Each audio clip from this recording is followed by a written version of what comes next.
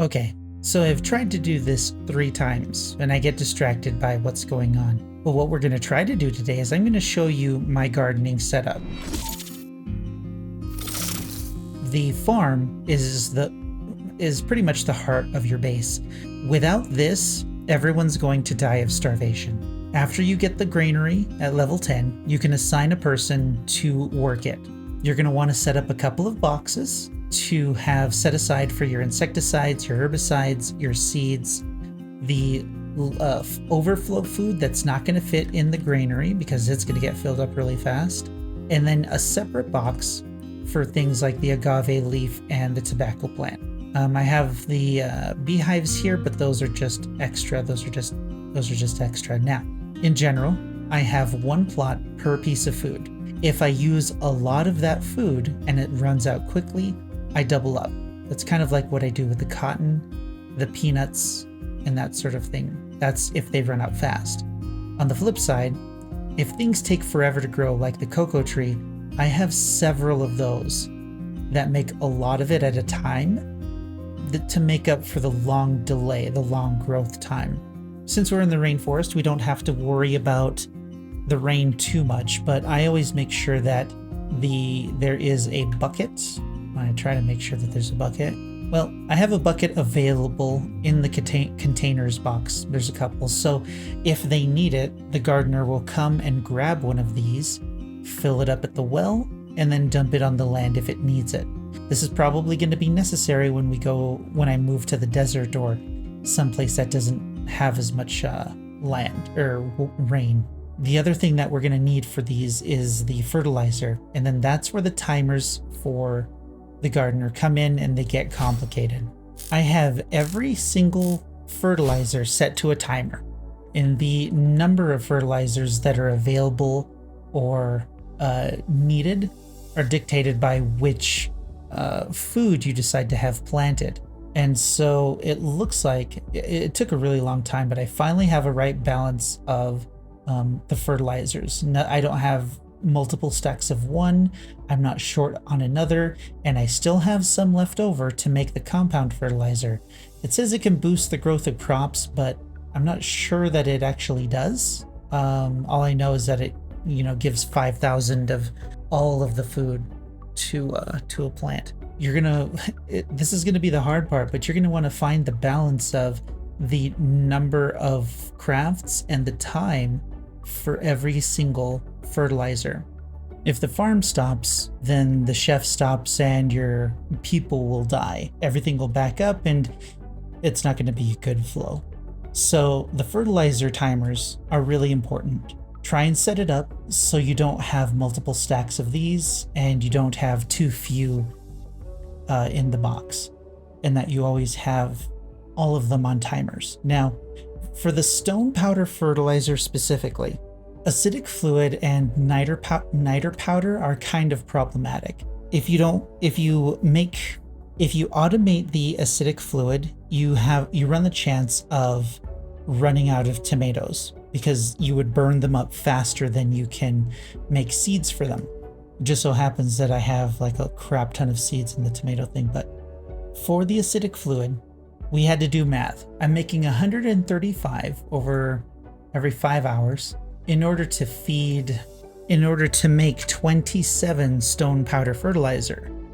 Now the thing is like 125 tomatoes is kind of a lot, unless it's kind of a lot, right? So we balanced that out by using niter powder for the other half. Because niter ore uses a lot of feces and a lot of compost, we can't do that all the time. I only make this every once in a while if I'm short on tomatoes. But that's how you can split it up half and half to give yourself some time to make a lot of that stone powder fertilizer.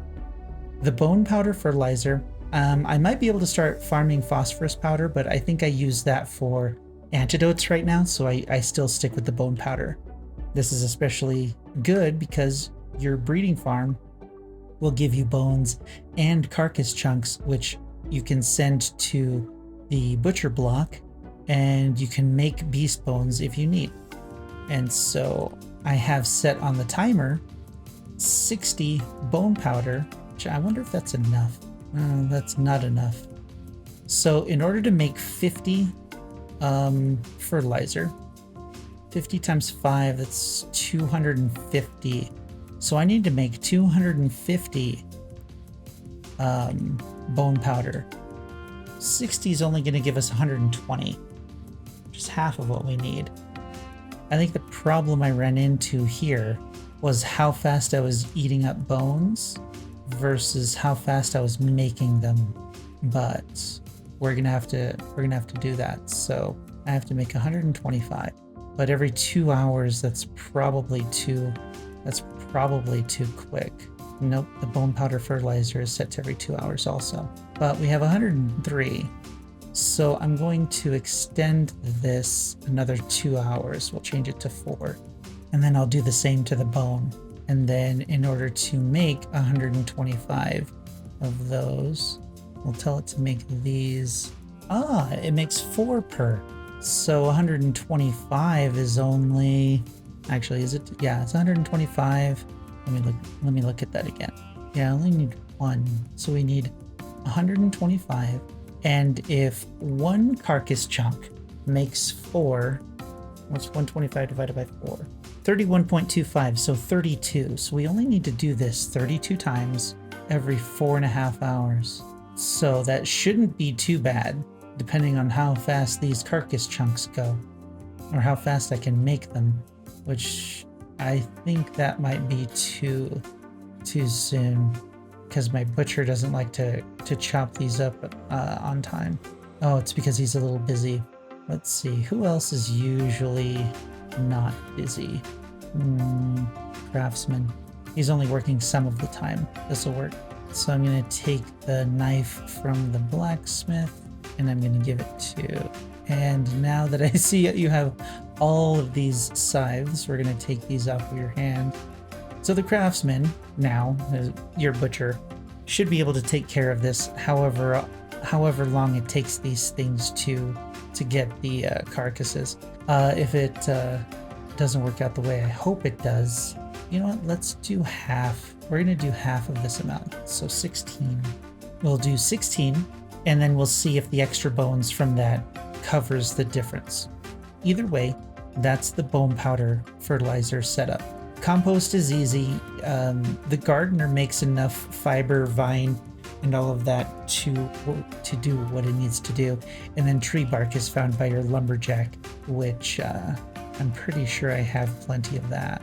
So once you have all of your fertilizer set up, you do want to set up a compound fertilizer, but you don't want to use all of your stuff. So I have a very low number set to a very long duration, and the gardener uses it whenever they use it, and I'm not exactly sure when or how or when the gardener uses compound fertilizer, but it's there just in case. Once you have your fertilizer system set up, it's basically free. You're basically free. You don't really have to worry about anything at that point. Everything's going to get fed, everything's going to grow, and as long as your chefs are making everything on a regular basis, everything should be fine. You shouldn't run into a spot where you have too much food and everything gets plugged up and then your gardener can't work at all. But that just strictly depends on your cook. I like spicy soup, but it's just too much. You need 2 sauces to make the sauced locust and the sauced meat. Sauced meat needs 2 chili sauce. The locust needs 2 chili sauce, and then you need 4 of each, so you need 8, and you only get 1 spicy soup from that. This recipe isn't worth it at all. Now, fish hodgepodge might be a different story, but since you need a lot of premium fresh meat, it might be a little harder to get to. But for the most part, I really just stick with the fried tacos because they're super easy to make. The cooked meat, the boiled egg, it's kind of the only recipe that uses the eggs from the turkeys. And then your juice, because you have a lot of it, the pumpkin salad, and those are really it. Those are the main recipes. Everything else is kind of used as needed. And turkey feed is all corn flour and potatoes. The capybara is potatoes. The alpaca is corn. I haven't gotten to these ones yet. Corn, Parrot feed is quinoa. Oh, that's kind of cool. Ordinary meat chunk. Carnivorous animal. Oh, so this is the one that was added recently. Huh. You can just give them a meat chunk. Growth efficiency plus 15%, so you can feed them better, they'll grow faster. That's kind of cool, as long as you give them the right feed. I didn't know that. So if you're growing a mount, use the food, and they'll grow a little faster. Now, honestly, I thought that would be a lot more complicated, but I think it's a matter of organizing everything and the amount of space that you need to grow an entire farm in a single place. I think when the story is going to change when I move also, because I need to move out of the rainforest. I'm using too much mask energy traveling back and forth to the camps. So I'll be moving to this area sometime in the future. I'm not sure where. Well, we'll see. I'm not sure where. We'll figure it out. And I need to start farming shells for iron armor and stuff, now that I'm starting to farm iron, which is fun. Anyway, this is kind of an in-depth view at the gardener. It's really your timing with the fertilizer that's important, and then making sure that your support uses the things that you make, namely the cook, and mainly the cook. I forgot about these things. Your oil press, oh look, I'm running out of cooking oil anyway. I thought I had peanuts growing. Maybe they're taking longer than I thought. Maybe I'll have to use 30 minutes, 20 minutes. Now that I think about it, I think I started with 8 peanuts, and then I made 60 something seeds, and those are what's in there along with the seeds that are in the box. Yeah, 102 seeds. So I'll be able to make that soon enough. Anyway, it all comes down to a balancing act. And maybe I'll pay closer attention to the numbers and things, but honestly, having extra food is a better thing than having less. I end up having not enough meat. I may actually double up on on my turkey coops. Or not just the turkey coops, but the coops in general. But the guys never harvest from them either, so I'm not sure what the deal is with that. It's like they're unreliable. They don't like to harvest from that or take care of the pens as often as I'd like them to. It says that there's no target, even though there is. It says no target, but our turkeys are at max capacity. Fish is at max capacity. So I'm not sure what I'm doing wrong here. I'm wondering if they just need more space. But I can fix that at the new base. Anyway, that's farming. If you have any questions, let me know in the comments below. And I think I'm done. You're welcome.